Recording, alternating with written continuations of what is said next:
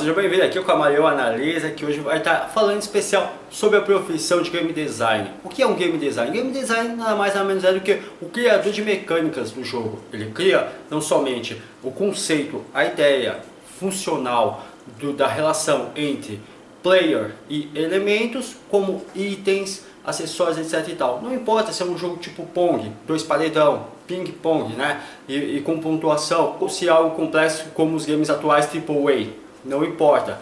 O game design ele cria a mecânica, o conceito, os fundamentos, a base, a relação entre elementos, ação e reação, não importando o grau de complexibilidade. Um ótimo exemplo, né?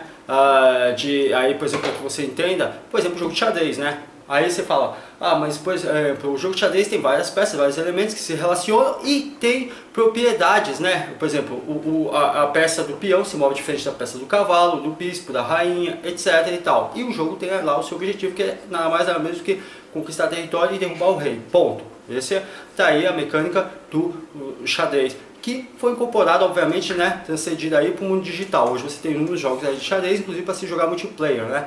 Então, estou dando um exemplo prático e simples. O próprio jogo de Tetris, né, o russo que o criou, ele fez com base já num jogo físico que existia. Obviamente não tinha a dinâmica do jogo digital, mas ele incorporou, ele foi e transcendeu. Então, assim, o game design ele faz coisas do mundo digital baseadas no mundo real. Eu vou dar um exemplo prático, Miyamoto.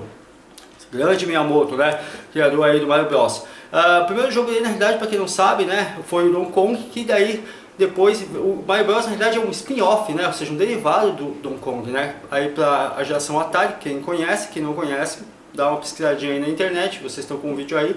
O Donkey Kong ele foi inspirado no filme daquele grande macaco sobre o Empire State, né? King Kong, exatamente, né? O próprio Miyamoto já declarou isso, né? Ele era fã, né, dos filmes aí dos anos 60, né, em hollywoodiano, e King Kong foi a inspiração do qual ele aí conseguiu criar a partir de artes conceituais toda a mecânica e funcionalidade do Mario Bros, né, que é o protagonista na realidade, mas a nomenclatura do jogo levou aí o nome de Donkey Kong, né. Fato é que vocês podem observar que a mecânica basicamente é a mesma. O Mario ele tenta, né, obviamente dentro, né, da temáticazinha, né, em que o Mario tem que subir escadinhas, pular aí barris que vão caindo ao longo, né, do caminho e tentar chegar, né, poxa vida, no topo aí do prédio para salvar a garota do gorilão. Bem, tá aí um elemento de mecânica. Observe que é o seguinte, o game design não necessariamente ele é um cara que tem que ser técnico, ou seja, entender de engine de games, programação, etc e tal. Ele tem que ser um cara criativo e lógico. Por incrível que pareça, no começo, né, desde da época do Odyssey, que é antes, antecessor, né, ao Atari, ou mesmo Atari e tudo, etc., o game designer, na prática, no começo ele era o programador. Então, pode-se dizer que ele era o início, meio e fim, né, de todo o processo. Por quê? No começo, pode-se dizer que todo nicho de mercado era baseado em desenvolvedores independentes. Para você que talvez ache que desenvolvedor independente é uma coisa nova, não é. Na verdade, é como tudo começou, né? Então, assim, não existiam esses grandes estúdios com centenas de milhares de pessoas, muito menos regado aí a milhões de dólares para desenvolver grandes games AAA como você conhece hoje. No começo os jogos eram simples, até porque o hardware não possibilitava nada muito complexo, porém eles eram incrivelmente criativos e divertidos, né? Tem gente que até hoje adora jogar jogos retrôs, existe até um mercado paralelo, né? Aqui no Brasil não é diferente, até mesmo aqui, principalmente em São Paulo, onde no centro da cidade tem várias lojas que só vendem jogos e consoles retrôs. E vendem bem, tá? E vendem muito bem. O fato é o seguinte, aí vem a pergunta, poxa, legal, Edward, mas aí gostaria que você explicasse um pouquinho como é que as coisas aconteciam no começo. Os programadores eram os grandes protagonistas como game designers, né? Eles que faziam realmente esse papel de estar criando a mecânica, programando e colocando tudo funcional. Os estúdios, como eu já disse, não existiam, tudo era feito aí em pequenos estúdios que nasceram todos em garagem mesmo, tá? Nasceram todos a partir da casa mesmo de alguém, tá? Na garagem. Então, às vezes sozinho ou com 2, 3 amigos, o pessoal desenvolvia em casa os jogos que aí estariam alimentando esse nicho de mercado, né? O que acontecia era o seguinte, A mecânica é baseada em coisas do mundo real, né? Seja um jogo padrão como ping-pong, baseado no ping-pong, obviamente, ou de basquete, né? Apesar de ser tudo pixelizado, bem quadriculado, uma paleta de cores muito simplista, era encantador ter o controle sobre algo, né? Então, o entretenimento, a interação é o maior fator com relação aos games. A objetividade clara e simples possibilitava, principalmente numa era em que os recursos eram limitados, poxa vida, um estado de alegria, de êxtase muito grande, principalmente para os players, né, para os jogadores. O fato é que tudo era baseado em algo do mundo real, ou que existisse, ou baseado em alguma particularidade do desenvolvedor, do game design da época, que era o programador também, né. Então o que acontece? O game designer, ele cria tudo baseado ou numa experiência pessoal, ou real, né? Uma experiência assim, do mundo real, do coletivo, por exemplo, vai fazer um jogo aí baseado, por exemplo, que existe, né? Em que o personagem, por exemplo, ele tem que pular de trem em trem, ele é o surfista de trem, vamos dar um exemplo aí. Estou dando um exemplo prático, quer dizer, algo do mundo real transcendendo para o mundo virtual. Então, é uma mecânica simples, mas existe. Inclusive é um dos jogos que mais faz sucesso aí para mobile. Ou então, por exemplo, sei lá, algo baseado numa experiência real. Por exemplo, um dos criadores aí do Phantasy Star, ele fez aquele lance do personagem, é um RPG muito conhecido, né? De um personagem transcender entre cavernas, baseado na infância dele, que ele explorava muito cavernas no Japão. Estou dando outro exemplo, tá? O próprio, vamos pegar assim, o próprio esquema aí de canos do Mario Bros, né? Baseado aí no sistema de hidráulica, né? De encanamento, ok? Entre outros, poxa vida, mecânicas que eu poderia estar citando aí, por exemplo, citar uma mecânica bem simples, o Candy Crush. Candy Crush é uma versão evoluída do Tetris, né?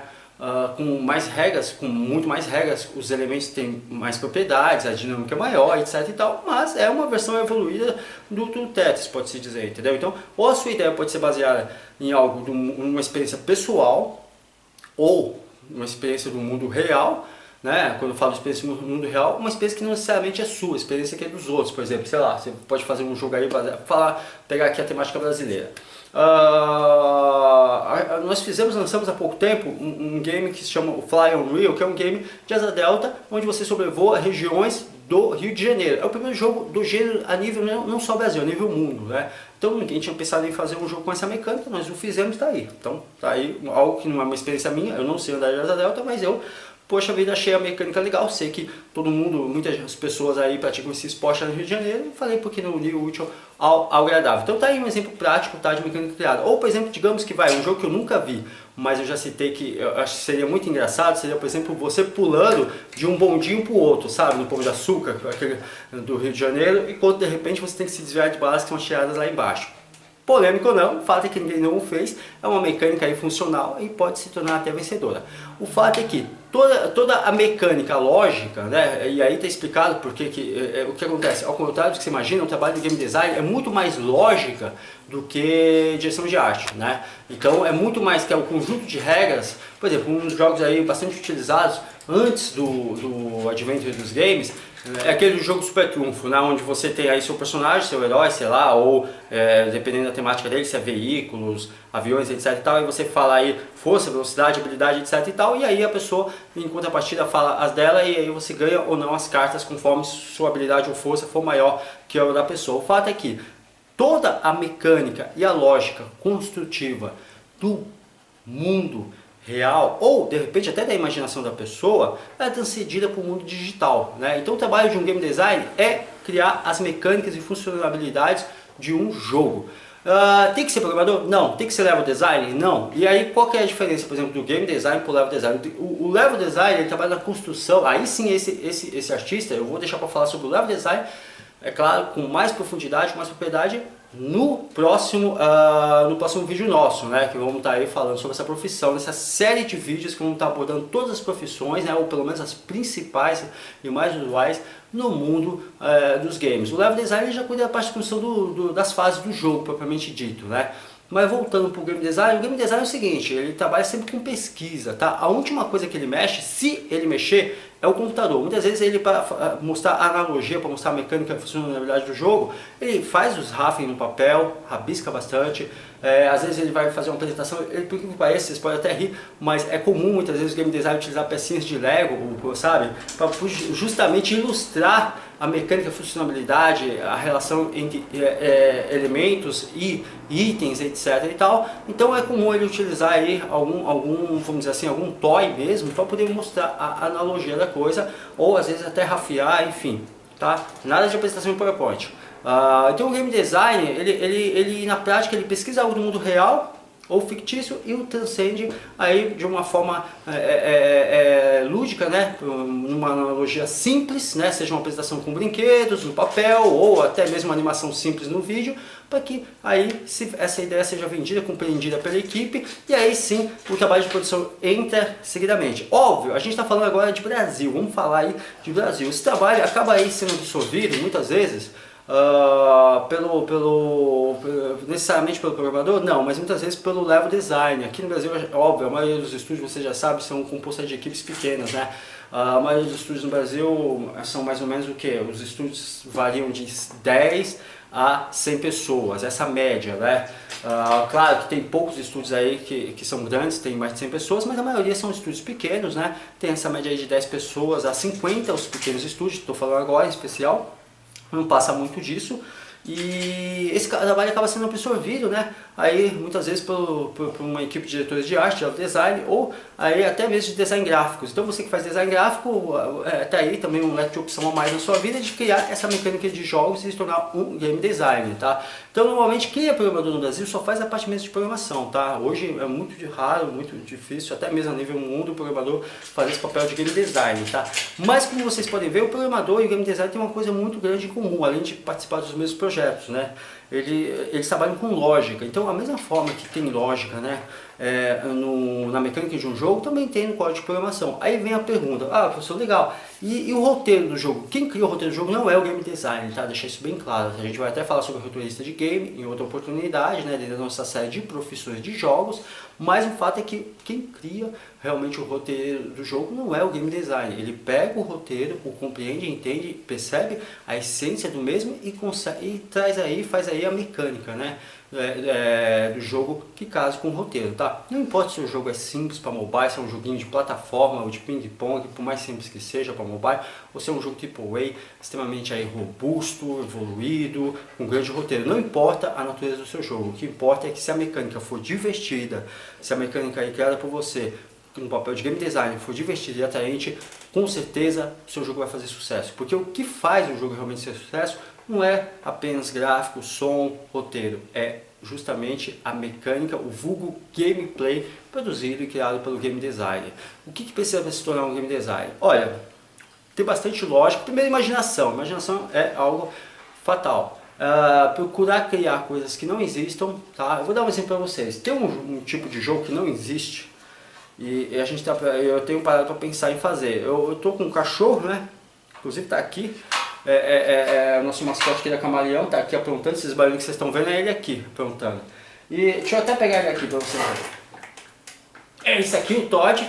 Já está grande pra caramba. Vai lá, vai. E eu passei com ele todo dia de manhã. Mais ou menos 5h30 da manhã, que é a hora que ele me acorda. Ele vem, pula na cama e beleza.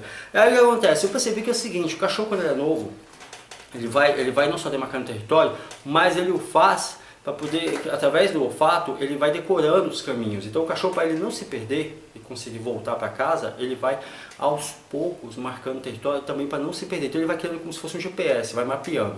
E ele não se sente à vontade, ele não vai além do que o faro dele permite ir. Por quê? Porque o faro está ligado à memória. Então, o que acontece? Ele vai aos poucos, obviamente, indo para lugares mais longes, né? Ele vai sentindo a vontade, vai perdendo medo, vai conhecendo melhor o território, o terreno, etc. Então ele vai agregando habilidades, novos conhecimentos, tudo através do focinho dele, né? Do que ele vai cheirando e vai memorizando. Então a memória está ligada ao olfato e com isso ele vai conseguindo, avançar novos territórios, ir para novas ruas, quadras, etc. e tal. Bem, acabei de contar para vocês uma mecânica simples de jogo. E claro que cada raça tem propriedades e elementos distintos. Agora imagine um jogo que é justamente a habilidade de treinar seu cachorro desde filhote até a idade adulta para superar elementos, andar em ruas, se desviar aí de buracos, por exemplo, bocas de lobo, poxa vida, não colocar coisas que não deve na boca, interagir com outros animais, etc e tal. É simples, é bobo, mas é funcional, é divertido. Cachorro, gato são pets aí bem carismáticos, o público adora, ama e sempre uma opção vencedora. Se o gameplay for gostoso, engenhoso e evolutivo, as pessoas com certeza vão criar um carisma e uma relação e vão gostar. Então aqui dando para vocês um exemplo prático e simples de pegar uma experiência, por exemplo, pessoal minha, do mundo real, para transcender para o mundo digital. Tá? Então vale a pena aí vocês estarem pensando o trabalho, aí vocês devem estar assim, poxa, então é pesquisa mesmo, primeiro a base de tudo é pesquisa, independente de qual seja a profissão, mas em especial de game design, também é a essência total do trabalho, né? Então é pesquisa, transcender isso de forma lógica para o gameplay, ou seja, para o jogo funcional, para a mecânica da funcionalidade do jogo, tá ok? Então, se vocês tiverem dúvidas, fique à vontade para estar aí, deixando aí no chat, no Face, ou entrar em contato comigo, Skype, e-mail, Facebook, ou ligar aqui na Camarão Digital. Espero que eu possa estar cedido aí para vocês. Aí talvez, só para finalizar, o game design no Brasil, ele acaba sendo uma função, porque como o quadro de funcionários é bem enxuto, então muita gente acaba, poxa vida, agregando mais de uma função, mais de uma profissão no seu dia a dia, né? Hoje o game design ele acaba sendo agregado aí ao level design, tá? Então você que é level design, pelo menos a nível Brasil, você acaba aí incorporando também. O game design pode dizer que ele é equivalente, se for fazer uma analogia, ao diretor de criação de uma agência publicitária de propaganda, tá? Dúvida? Entre em contato comigo, tá bom? Fique à vontade, é uma profissão que realmente vale a pena. Ganha-se bem, tá? Ganha-se bem. Pelo menos se você pagar suas contas, né? Até porque toda a essência do projeto é do game design. E fique à vontade para tirar qualquer outra dúvida comigo, tá ok? Muito obrigado.